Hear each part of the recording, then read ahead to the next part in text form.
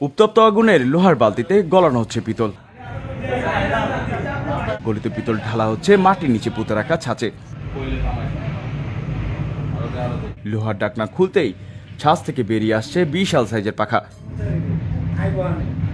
এটি একটি জাহাজের প্রপেলার বা পাখা। এর সাহায্যে গভীর জলে ছুটে চলে দৈত্যাকৃতির এক একটি জাহাজ।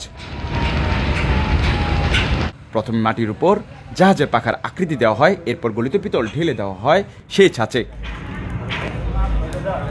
ঘন্টা দুয়েক রেখে দিয়ে ঠান্ডা হলে জমাট পিতল রূপ নেয় মজবুত প্রপেলারে। এরপর পিতলের পাখাটি নিয়ে যাওয়া হয় ওয়ার্কশপে, যেখানে যত্ন সহকারে পলিশ করা হয়। একটি পিতলের পাখা পূর্ণাঙ্গ রূপ দিতে সময় লাগে 2 থেকে 3 দিন।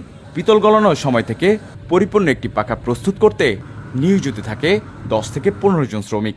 একটি পাখা এক জায়গা থেকে অন্য জায়গায় সরাতে প্রয়োজন হয় 5 থেকে 6 জন শ্রমিক। প্রতিটি পাখার ওজন 300 থেকে 400 কেজি হয়ে থাকে।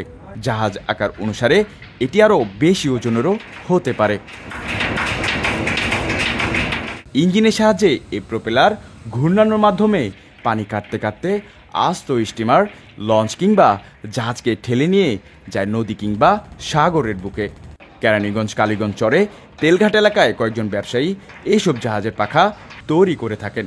ছোট আকারের পাখা 5,000 থেকে শুরু করে বড় আকারের পাখা 10 লাখ টাকা পর্যন্ত হয়ে থাকে।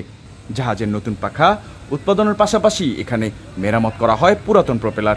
আমাদের একটা ছোট পাখার দাম আপনার 5,000 টাকা থেকে শুরু করে 5 লাখ, 10 লাখ, 20 লাখ টাকা পর্যন্ত পাখা আছে। এই পাখাগুলো বাইরে থেকে আনে, ইঞ্জিনের সাথে সব পাখা ফিটিং হয়ে আসে। 5,000, 6,000 টাকা 1 কেজি মালের দাম পড়ে। বাইরে থেকে যে মালগুলো আনে এগুলো হলো সাদা মাল, সাদা পিতল, অনেক টাকা দাম পড়ে। আমাদের দেশে কি অর্ধেক দামে পাইতেছে।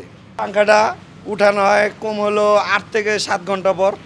মাটির থেকে উঠায় ওটা ওয়ার্কশপে যায়, ওয়ার্কশপে যায় ওই শেপের মাপে ওটা বোরিং হয়, ওটারে বোরিং করে। ওন থেকে আবার যায় গ্যান্ডিংঘর ওয়ার্কশপে যায়, ওটারে ডাইরেক্ট পরিষ্কার করে, ওটার ব্যালেন্স বলেন সব ওকে কইরা পুরো সেন্টার কইরা পরে ওকে বানায়। সাধারণত বর্ষাকালে জাহাজের পাখার ব্যবসা জমজমাট হয়ে থাকে। এছাড়া কার্গো কোস্টার কিংবা জাহাজের প্রতিনিধি এসব জাহাজের পাখা অর্ডার দিয়ে বানিয়ে নিয়ে যান। ঢাকার বুড়িগঙ্গা তীরে এক প্রাচীন এবং ঐতিহ্যবাহী ব্যবসা। কারো কারো জাহাজের পাখা তৈরির ব্যবসা চলছে যুগের পর যুগ। এসব কারখানায় কোনো কোনো শ্রমিক কাজ করছেন টানা 40 বছর ধরে। পাখা তৈরির কাজটি এতটা সহজ নয়, আছে জীবনের ঝুঁকি, অসাবধানতার গলিত আগুনের সীসা পায়ে বা হাতে পড়লে ঘটতে পারে মারাত্মক দুর্ঘটনা। শ্রমিকদের ঝুঁকি কমাতে বীমা পলিসি থেকে শুরু করে তাদের জন্য সব রকম নিরাপত্তা নিশ্চিত করার দাবি করে আসছে প্রপেলার তৈরি কারখানার শ্রমিকরা। আমরা তো করতেই থাকি, সকাল সাথে সন্ধ্যা পর্যন্ত কাজ করি।